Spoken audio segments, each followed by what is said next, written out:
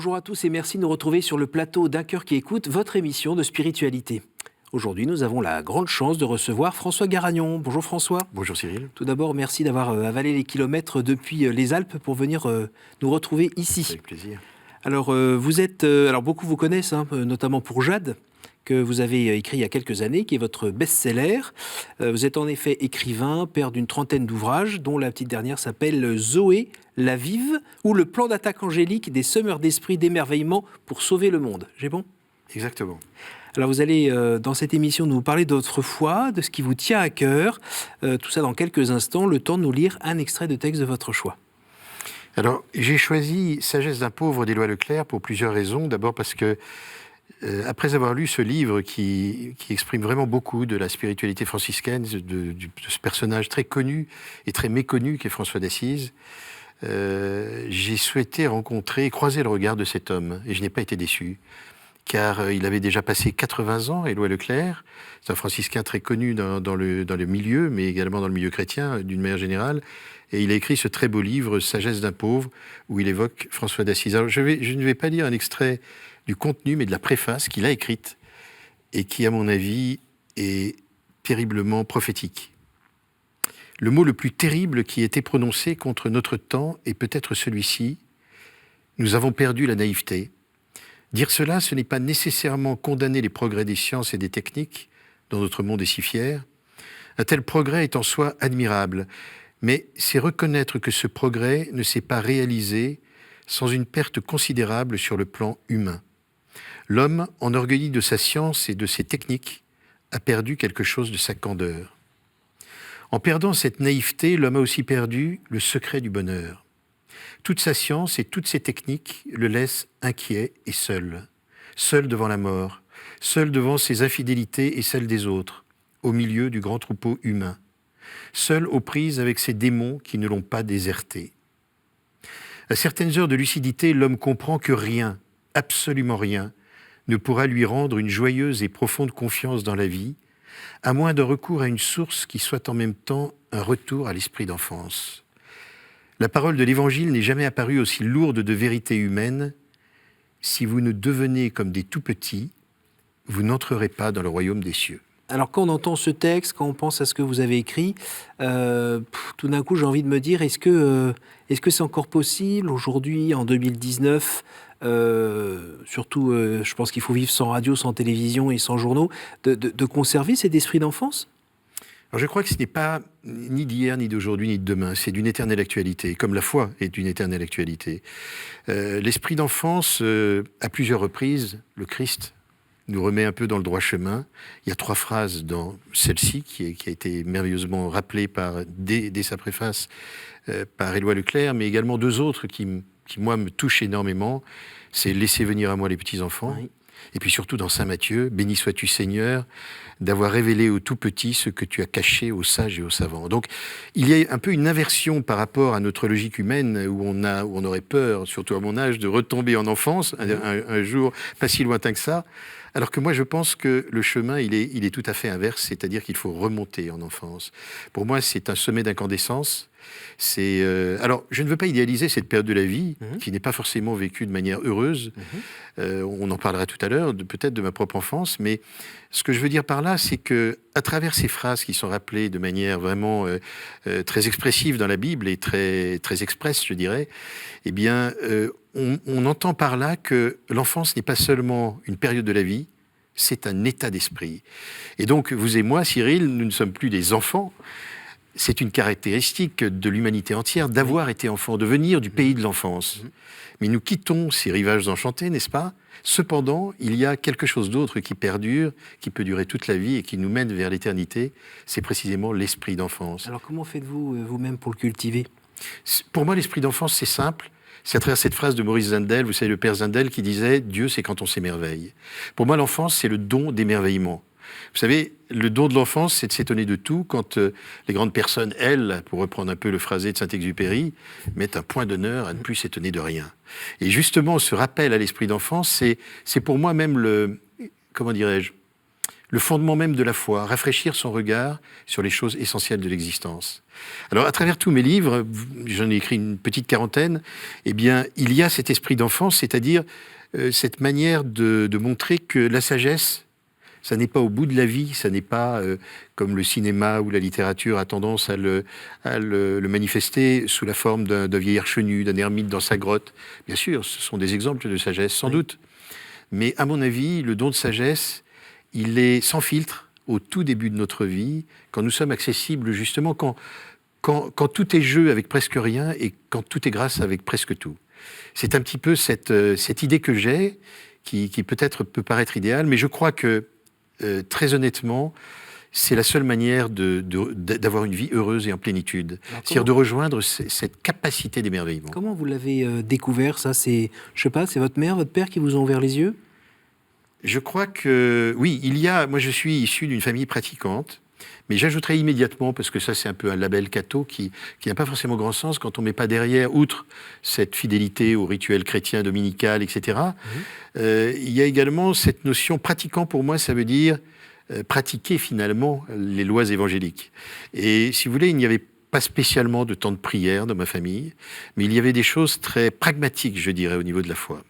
Déjà le respect de chaque personne, où qu'elle soit. Je vais vous citer quelques anecdotes qui vous montreront un peu pourquoi, d'ailleurs, j'ai été amené à rejoindre un peu cette foi franciscaine.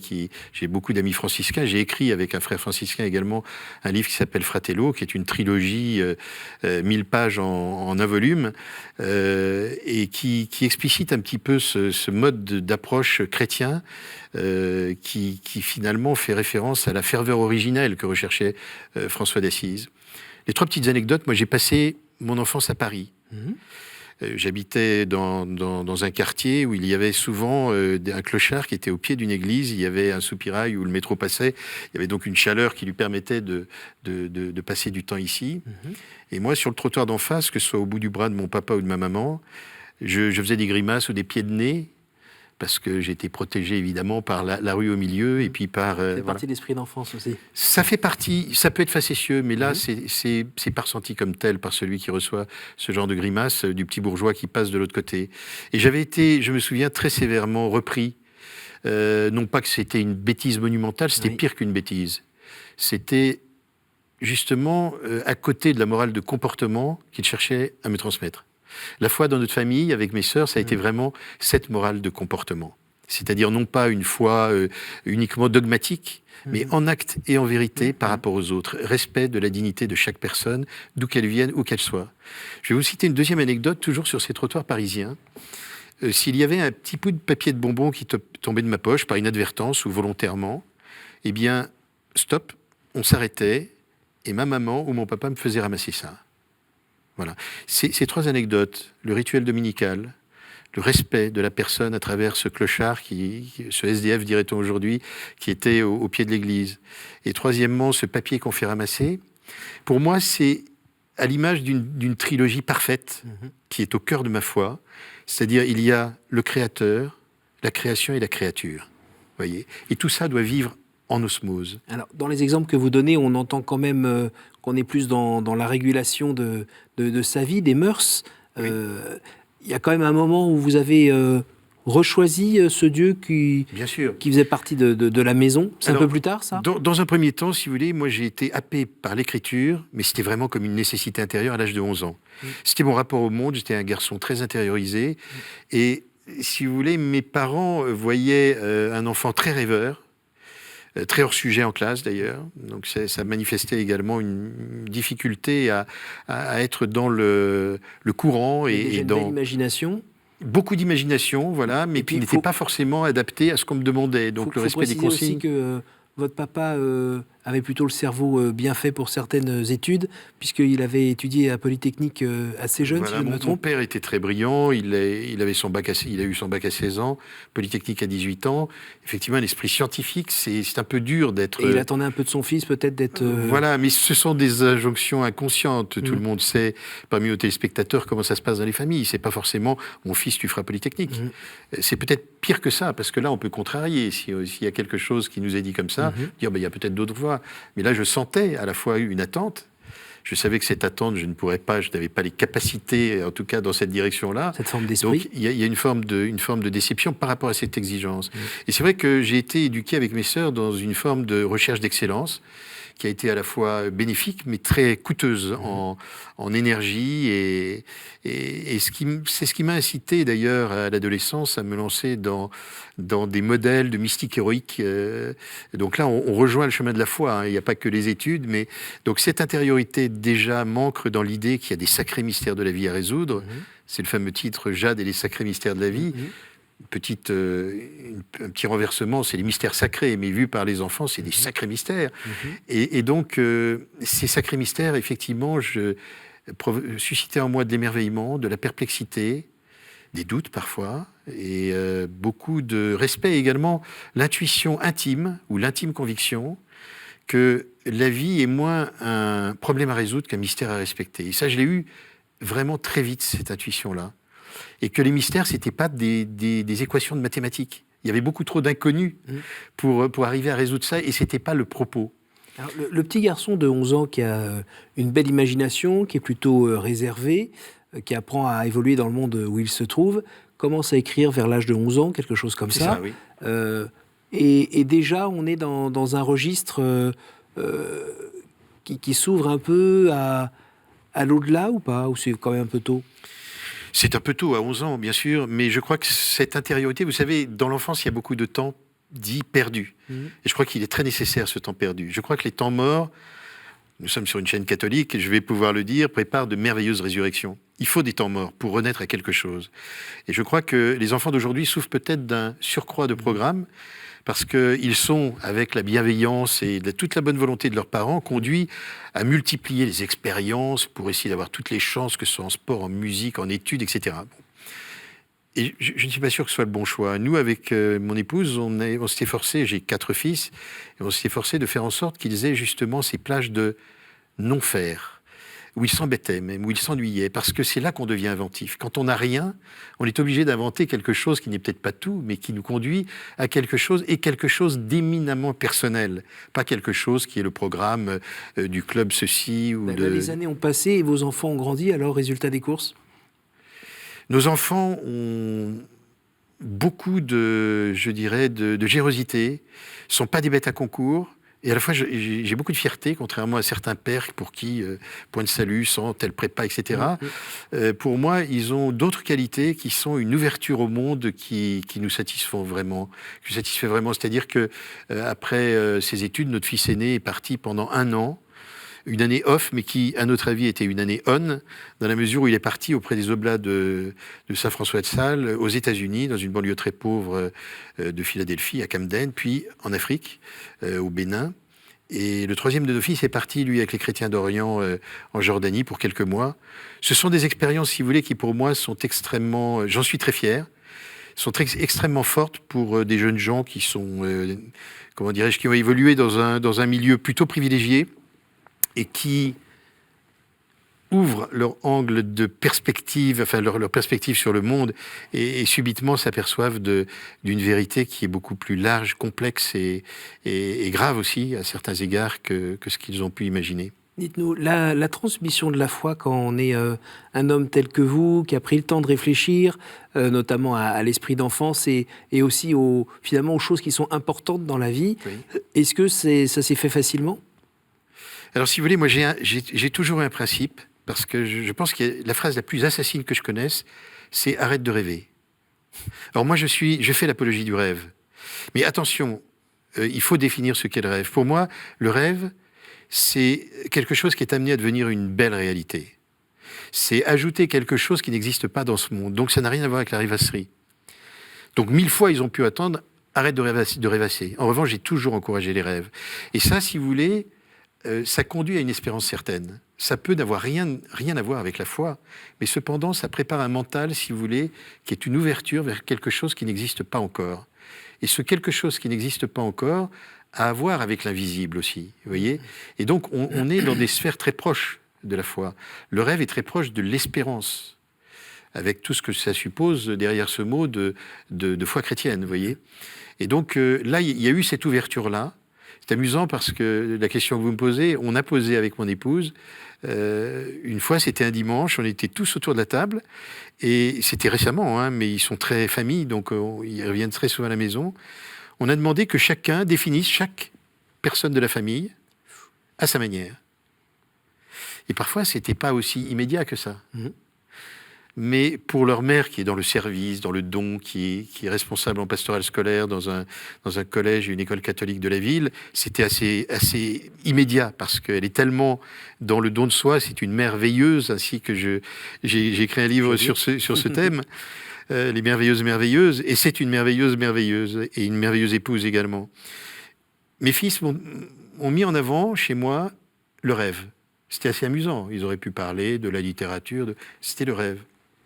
Et je suis assez fier finalement d'être non pas le père fouettard ou le père qui dit « tu seras un homme mon fils et tu vas faire ceci, tu vas faire médecine ou avocat parce que hors de ça, point de salut, surtout pas boulanger, pourquoi pas, ou pourquoi pas charpentier, pourquoi pas ». Vous voyez, donc moi ce qui m'intéresse c'est cette notion de vocation, c'est-à-dire non pas une carrière mais un ajustement. Oui, mais alors, la vocation, la vocation elle demande quand même à un moment, on va dire un peu d'abandon quand même. Alors là, vous abordez un thème qui, je ne sais pas si vous l'avez fait exprès, non. mais en tout cas, c'est un thème qui m'est très cher, que j'ai abordé dans Jade. Et c'est en fait amusant de voir qu'il y a des concepts que notre cœur découvre avant même que notre esprit puisse l'expliquer. Et ça, c'est le don divin du discernement, comme je l'appelle, les 3D, le don divin du discernement. Il y a les 3 béatitudes, le beau, le bon et le bien, béatitude dans Jade, mais là, il y a le don divin du discernement. C'est-à-dire que c'est quelque chose qui ne vient pas de notre appréciation des choses, c'est pas la colonne plus, colonne moins, c'est quelque chose qui nous est donné d'expérimenter jusqu'au plus profond de notre être. Et je crois que là, il y a même quelque chose d'épidermique ou de tripal, si vous voulez, d'instinctif quelque part. C'est-à-dire, on ne peut pas vivre en se passant d'une chose qui nous tient tellement à cœur que notre vie serait amputée si nous ne pouvions pas l'exprimer. Que Dieu éventuellement aurait semé dans notre cœur ? Absolument.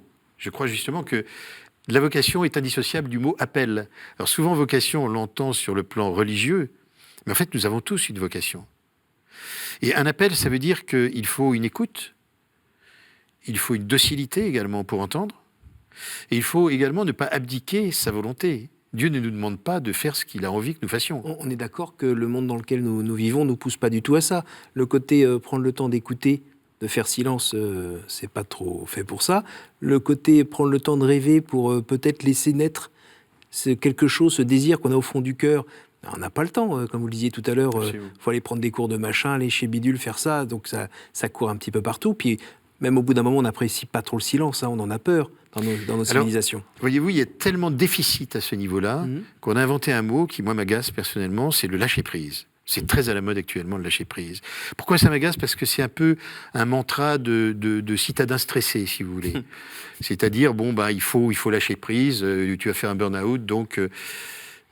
À cela, moi, j'oppose la tranquille force de l'abandon. Déjà, le lâcher-prise est agaçant. Pourquoi ? Moi, je viens d'un pays de montagne. Quand on est sur une paroi rocheuse, c'est pas franchement le conseil qu'il faut écouter. On peut lâcher prise une fois. Alors, lâcher prise et tenir bon, vous faites le mix entre les deux. Et là, dans toutes les situations, à bicyclette, si vous voulez monter chez moi, vous allez avoir du mal à lâcher prise parce que je vous attendrai longtemps. En revanche, vous pouvez descendre en roue libre. C'est bien la preuve que, vous voyez, il y a une alternance. Donc, c'est pas tout à fait faux. Mais ce que me dit, moi, la force de l'abandon, et c'est délibérément un oxymore, c'est-à-dire 2 mots qui semblent n'avoir rien à voir entre eux, c'est que, en fait, comment l'abandon peut-il être une force ? Comment l'abandon peut-il être une force ? Moi, je pense qu'il y a peut-être plus fort que les exercices de saint Ignace de Loyola, c'est de se laisser vivre. Se laisser vivre, pour moi, c'est plus compliqué que les exercices de saint Ignace de Loyola.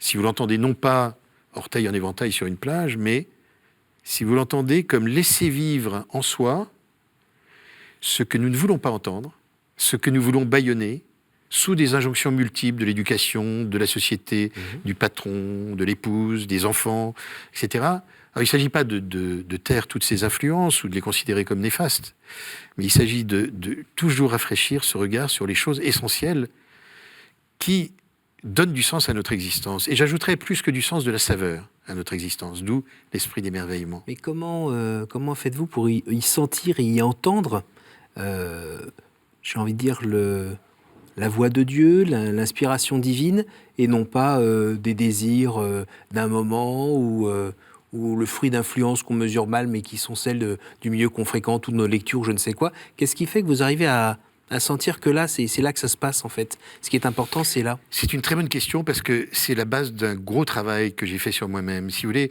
je vous ai parlé de mystiques héroïques qui a influencé mes lectures à l'époque, Saint-Exupéry.